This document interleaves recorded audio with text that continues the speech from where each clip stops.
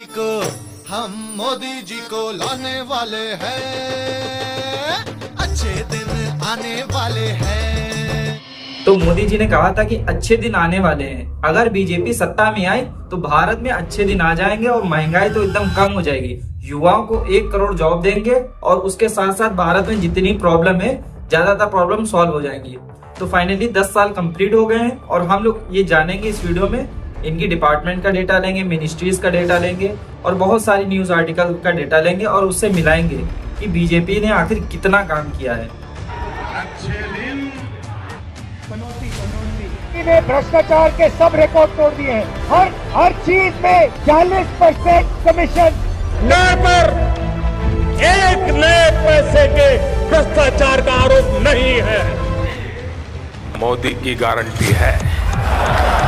BJP ने कहा था आर्टिकल 370 हटा देंगे और 2019 में किया भी वही, आर्टिकल 370 हटा दिया। दे देंगे इसके लिए। उसके बाद जो जम्मू एंड कश्मीर का जो नक्शा बदला है, वहां पे जो इतना ज्यादा टेररिज्म होता था वो सारा खत्म होता जा रहा है। आप देखेंगे 2018 में 228 घटनाएं हुआ करती थी, 2023 में 43 हुई हैं और उसके साथ साथ इनकाउंटर भी कम हुए हैं और हमारे जवान वहां शहीद हो जाते थे, उसके डेटा में भी गिरावट आई है। और स्टोन बिल्डिंग की तो एक भी घटनाएं नहीं हुई है जब से आर्टिकल 370 हटा है। और उसके बाद जो जम्मू कश्मीर का टूरिज्म पोटेंशियल है वो भी बहुत तेजी से बढ़ा है, डोमेस्टिक भी बढ़ा है और फॉरेन। अगर आप देखेंगे जो G20 मीटिंग हुई थी उसके बाद से टूरिज्म 700% से राइज हुआ है। यानी कि जम्मू कश्मीर आर्टिकल 370 हटना भारत के लिए भी अच्छा था और जम्मू कश्मीर के लिए भी अच्छा था।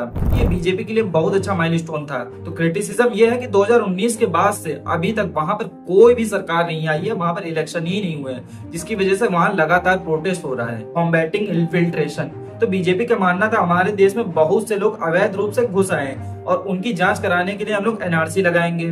और जो परसिक्यूटेड कम्युनिटी है, सिख, हिंदू, जैन, पारसी, बौद्ध, इन सारे लोगों को हम लोग नागरिकता देंगे। लेकिन इस चीज का पूरे देश में बहुत ज्यादा प्रोटेस्ट हुआ और बहुत ज्यादा विरोध हुआ, जिसकी वजह से ना NRC लग पाई है ना CAA लग पाया है। बीजेपी का कहना है इलेक्शन के पहले हम CAA पूरे भारत में लागू कर देंगे। वहीं यूनिफॉर्म सिविल कोड की बात करें तो वो भी नहीं लागू हो पाया है, वो सिर्फ उत्तराखंड में फिलहाल तो लागू हो पाया। बीजेपी का कहना था टेररिज्म, नक्सलवाद और लेफ्ट विंग एक्सट्रीमिस्ट, माओवादी, इन सब के खिलाफ जीरो टॉलरेंस की नीति रखेंगे और उसके तहत वर्क भी किया इन्होंने। और आप देखेंगे जो माओवादी और जो एक्सट्रीमिस्ट, जो नक्सलवादी हमले होते थे वो उसमें शार्प डिक्लाइन देखने को मिला और जो 90% घटनाएं मात्र 35 डिस्ट्रिक्ट में ही बची हैं। लेकिन दूसरी तरफ अगर आप मणिपुर को देखेंगे, मणिपुर में लगातार घटनाएं होती रही हैं, 1 महीने तक मणिपुर जलता रहा और वहां पर अभी भी ये सारी घटनाएं लगातार हो रही हैं। मणिपुर है तो भारत का ही एक अभिन्न हिस्सा और उसमें केंद्र सरकार की जिम्मेदारी इसमें बनती है कि वहां पर सारी चीजें को सही से चलाए और केंद्र सरकार उसको नियंत्रित नहीं कर पा रही है। इससे खुद ही अंदाजा लगाइए कि बीजेपी वहां सक्सेसफुल हुई है या फिर फेल हुई है। फेयर ऑफ सोल्जर्स, तो डिफेंस मिनिस्टर राजनाथ सिंह ने कहा है कि 1 रैंक 1 पेंशन सोल्जर्स के लिए बहुत बेनिफिट साबित होगी और सोल्जर्स के लिए और भी बहुत सारे बेनिफिट दिए जाएंगे। फाइनेंशियल असिस्टेंट दिए जाएंगे और उसमें भी छूट दी जाएगी। और मान लो किसी सोल्जर्स को हार्ट सर्जरी वगैरह कराना है या एक्सपेंसिव मेडिकल ट्रीटमेंट कराना चाहिए तो उसमें भी असिस्टेंट दिया जाएगा, ग्रांट मतलब छूट दी जाएगी। और उसके अलावा अगर किसी को होम लोन लेना है तो उसमें भी 50% ग्रांट दिया जाएगा। और कोई सोल्जर्स अगर रिटायर होकर आया है तो उसके लिए पहले से ही बाकी नौकरियों में सीटें रिजर्व करके रखी जाएंगी और जो रेलवे वगैरह है उसमें ट्रैवल करने के लिए जो टिकटों वगैरह में उनको छूट वूट दी जाएगी। यानी बीजेपी गवर्नमेंट ने भी बहुत सारी कोशिश की है कि सोल्जर्स का वेलफेयर होना चाहिए। मोदी जी ने कहा था भारत को हम 2025 तक $2 ट्रिलियन इकोनॉमी बना देंगे और भारत की जो पर कैपिटा इनकम है इसको भी डबल कर देंगे। एवरेज GDP ग्रोथ देखेंगे मोदी वर्सेस मनमोहन सिंह, तो 2004 से लेकर 2014 तक जो एवरेज ग्रोथ रही है 7.9% यूपीए की और वहीं एनडीए की 10 सालों की रही है 5.9%। यानी कि जो यूपीए की जो GDP ग्रोथ है वो बहुत अच्छी रही है और कई बार आंकड़ा 10% का भी टच किया है। वही एनडीए गवर्नमेंट में ये आंकड़ा 10% एक बार भी नहीं टच हुआ है और GDP ग्रोथ उतनी अच्छी नहीं हुई जितनी यूपीए सरकार की हुई थी।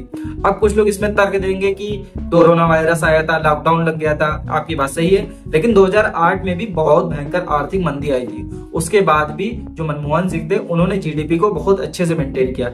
लेकिन अगर आप एवरेज इन्फ्लेशन देखेंगे यानी महंगाई दर, उस वक्त जो महंगाई दर थी यानी कि 2004 से 2014 तक 9.5% थी। वहीं मोदी सरकार में अगर आप देखेंगे 1% रही है। ये इन्फ्लेशन का मतलब होता है महंगाई दर। तो आरबीआई का कहना है कि इन्फ्लेशन जो होता है 2% से 6% के बीच में होना चाहिए, जिसमें मोदी सरकार ने एकदम शानदार नतीजा दिखाया है कि 6.1% इन्फ्लेशन मेंटेन कर रखा है। इन्फ्लेशन कम भी होना बेकार है और ज्यादा होना भी बेकार है इकोनॉमी के लिए। अब बात करते हैं मेक इट इंडिया की। Do you think Make in India is working? Make it India जब भारत में चालू हुआ था, मोदी जी ने चलाया था, तो पूरी दुनिया ने इसकी बहुत ज्यादा तारीफ की थी। पुतिन हुए और बाइडेन, सब लोगों ने तारीफ की थी मोदी जी की कि ये बहुत अच्छा इनिशिएटिव है। और भारत के लोगों को भी लग रहा था कि अब भारत में जैसे चाइना में कंपनियां होती हैं, ओप्पो, वीवो और एमआई वगैरह, वैसे भारत में भी बनने लगेंगी। और वैसा हुआ भी। अब मोदी जी ने पूरी दुनिया में ट्रैवल किया और सबको यही बताया कि भारत में बहुत ज्यादा युवा है, बहुत अच्छी अपॉर्चुनिटीज हैं और वहां से कंपनियां आना भी चालू हुई। लेकिन आप देखेंगे कि जो मैन्युफैक्चरिंग का था, जब 13-14 में 16.5% हमारा कंट्रीब्यूशन था जीडीपी में, वही कंट्रीब्यूशन ये मेक इन इंडिया के बाद गिर गया 14.3%। यानी मेक इन इंडिया जो हुआ है एक फेल्योर साबित हुआ है।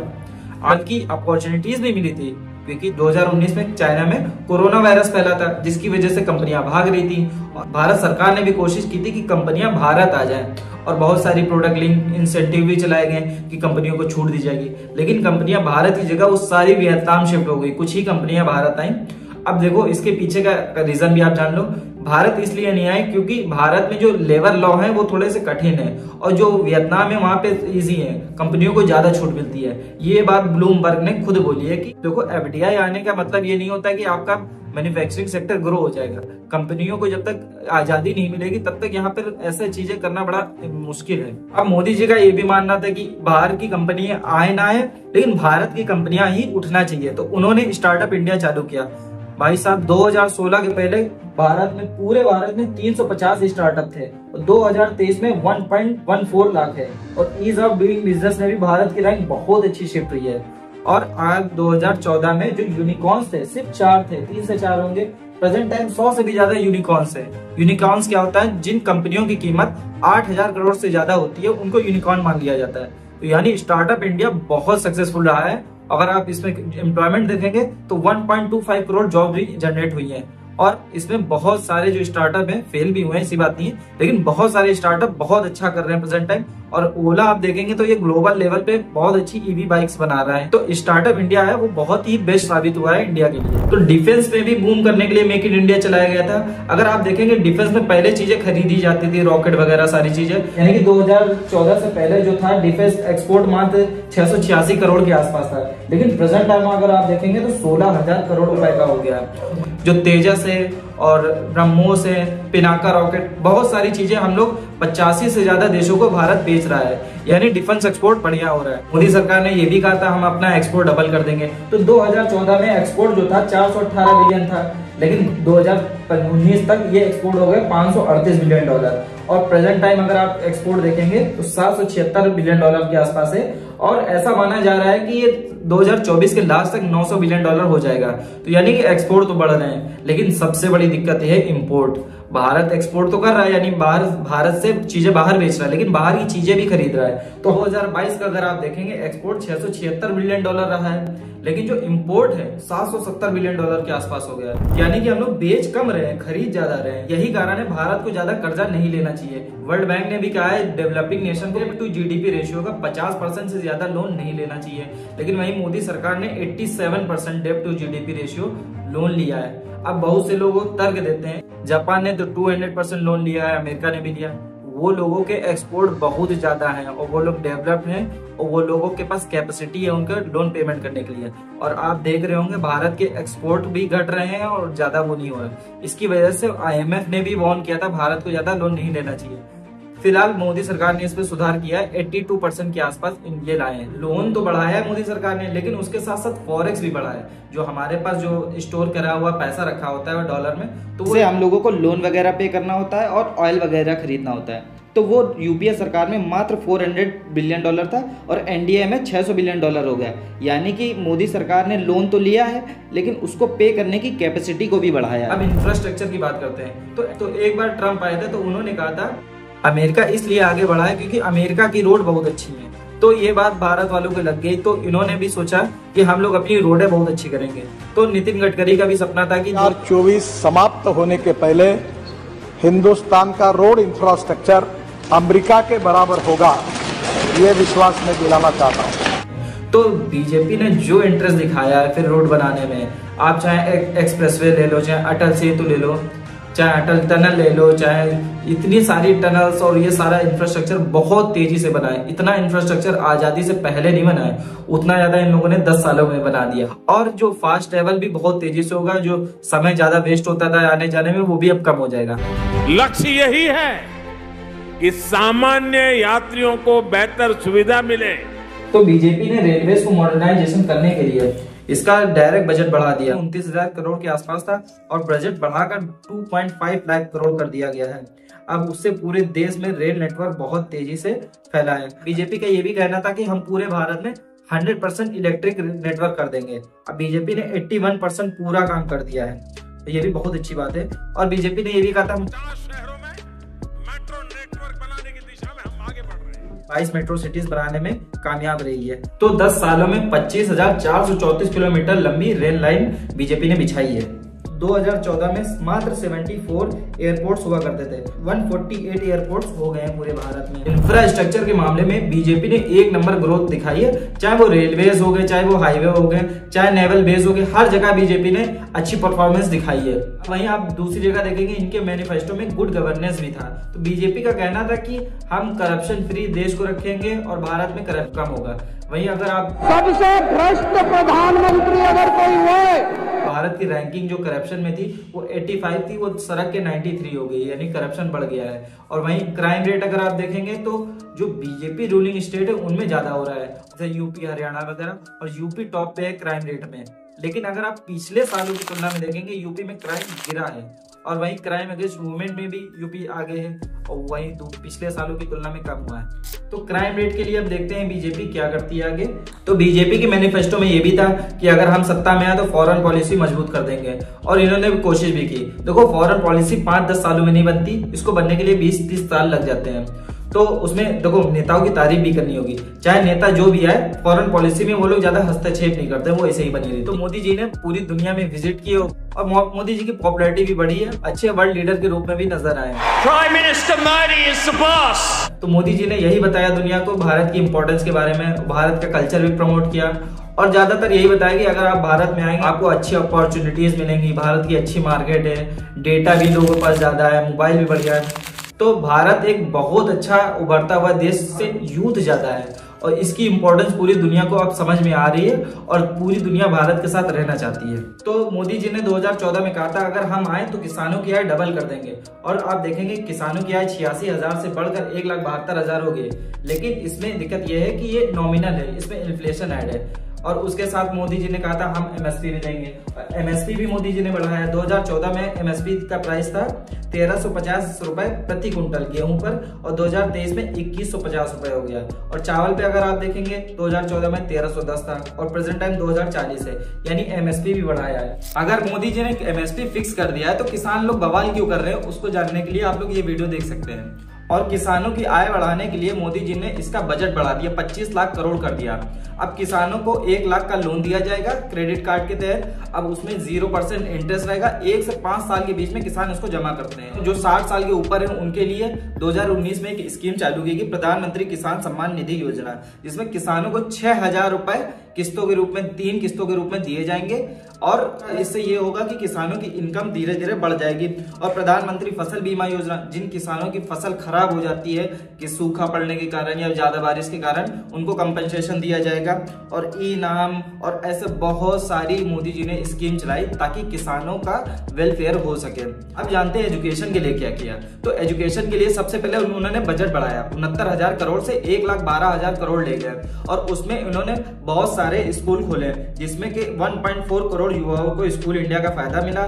10 सालों में 390 विश्वविद्यालय खोले गए, और न्यू एजुकेशन पॉलिसी भी लागू की गई। आप देखेंगे स्वरोजगार पीएम मुद्रा योजना के तहत 22.5 लाख करोड़ रुपए का बजट बनाया गया, ताकि जो स्टूडेंट्स हैं उनको आसानी से लोन दिया जा सके। देश में 7 नए IIT और 7 नए IIM खोले गए। लेकिन आप देखेंगे एजुकेशन पे जो GST लगाया 18% लगा है, और जो हॉस्टल रेंट पे यानी जो स्टूडेंट हॉस्टल वगैरह में रहते हैं उसमें 12% GST लगा है। इतना ज्यादा अगर GST लगेगा, जाहिर सी बात है एजुकेशन महंगी होगी, वो सारा बर्डन स्टूडेंट के ऊपर आएगा।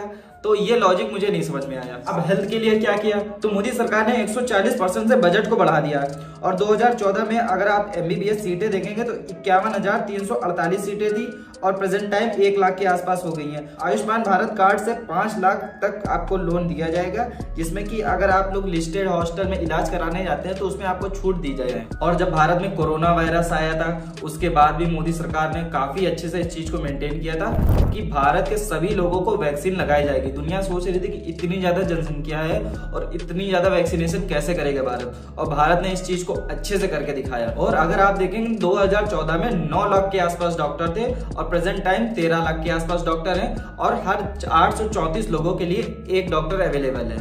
और जो प्राइवेट हॉस्पिटल में जो रिवॉल्यूशन हुआ है, सर्जरी वगैरह इतनी फेमस हुई है, वर्ल्ड फेमस हुई है, यानी यूरोप अमेरिका से लोग अपने भारत में इलाज कराने आते हैं। अगर आप देखेंगे कि मेडिकल टूरिज्म लगातार इंडिया का बढ़ रहा है, यानी कि हेल्थ के मामले में बहुत ही अच्छा किया है। और उसके अलावा अगर आप गरीबी देखेंगे तो गरीबी में क्या हुआ, तो वर्ल्ड बैंक का कहना है कि अगर कोई व्यक्ति पर डे $2.15 कमाता है, यानी कि 178 रुपए के आसपास, तो वो गरीबी रेखा से बाहर माना जाएगा, उसके आधार पर मापा जाता है। लेकिन वर्ल्ड बैंक ने कहा है 2011 से अभी तक हमको सही डेटा नहीं मिला है इंडिया का, लेकिन फिर भी उन्होंने ये आंकड़े दिखाए कि इसमें इतने प्रतिशत गरीबी भारत में कम हुई है।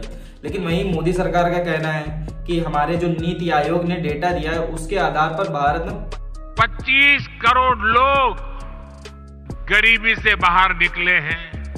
जो मल्टी पॉवर्टी इंडेक्स है वो मापा ऐसे जाता है कि लोगों को सही हेल्थ मिल रही है, यानी कि स्वास्थ्य मिल रहा है, एजुकेशन मिल रही है और लिविंग ऑफ स्टैंडर्ड। 12 इंडिकेटर है टोटल कि उनके पास गैस कनेक्शन है, वाटर कनेक्शन है, इलेक्ट्रिसिटी कनेक्शन है, उसके आधार पर उन लोगों को गरीब और अमीर माना जाएगा।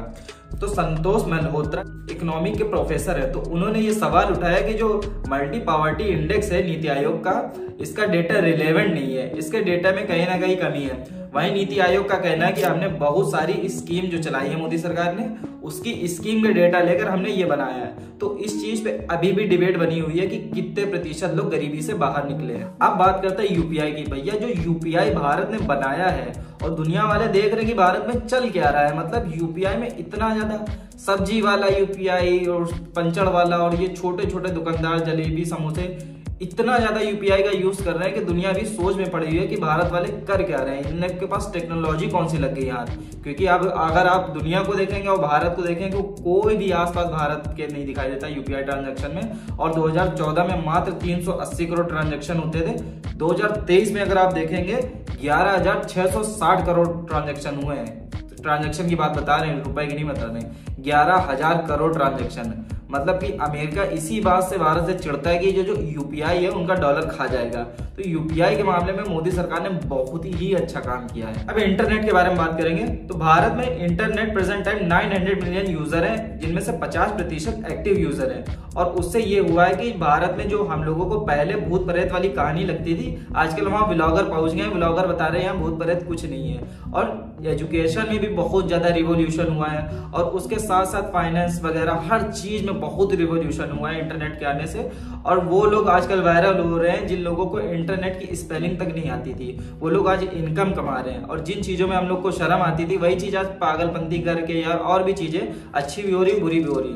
लेकिन इंटरनेट ने पूरे भारत को बदल के रख दिया है और 5G डेटा कंज्यूमर भी बढ़ रहा है धीरे धीरे।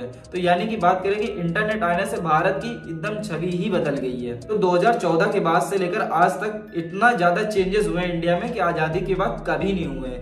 इतने ज्यादा चेंजेस होने की वजह से मोदी सरकार को इतना हाइप किया जाता है। लेकिन हमें ये भूलना नहीं चाहिए कि भारत में अनएम्प्लॉयमेंट रेट बहुत बढ़ रहा है। जिस तरह मोदी जी ने कहा था अच्छे दिन, तो आप बताइए कि अनएम्प्लॉयमेंट रेट बहुत ज्यादा है भारत में और करप्शन भी बढ़ रहा है और उसके साथ साथ इंटरनेट सिक्योरिटी के लिए भी थ्रेट है। तो आप अपने हिसाब से डिसाइड कीजिए कि मोदी सरकार के अच्छे दिन आए हैं या नहीं आए हैं, और या फिर उसमें क्या कमी रहेगी, आप लोग कमेंट करके जरूर बताइएगा। और अगर आपको वीडियो पसंद आई तो आप चैनल को सब्सक्राइब भी कर दीजिए।